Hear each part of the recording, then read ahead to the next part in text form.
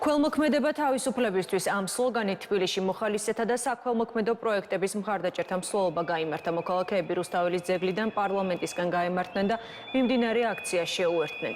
ამ დროისთვის რუსთაველის გამზირი გადაკეტილია. მომიტინგეები უკვე 53 დღეა. მთავრობის 28 ნოემბრის განცხადებას აპროტესტებენ, ყოველდღიურ აქციებს მართავენ და ორ ძირითად მოთხოვნას აჩქარებენ. ჩატარდეს ხელახალი არჩევნები და გათავისუფლდნენ აქციების მიმდინარეობისას დაკავებული პირები. სხვა დღეების მსგავსად მომიტინგეები საკუთარ პროტესტს დღესაც სასტვენებითა და ტრანსპარენტებით გამოხატავენ.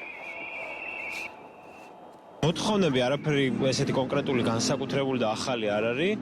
ეს არის აქციები, რომელიც არის გაგრძელება ძირითადი ტალღის და მოთხოვნა ძალიან მარტივია. ხელახალი არჩევნები და ზოგადად სამართლიანობა ამ ქვეყანაში და პოლიტპატიმრების გამოშვება. სახელმწიფო არის ყველაზე მნიშვნელოვანი, რაც სამოქალაქო კონტექსტში ჩვენ გავგვაშინეთ მოქალაქეებს.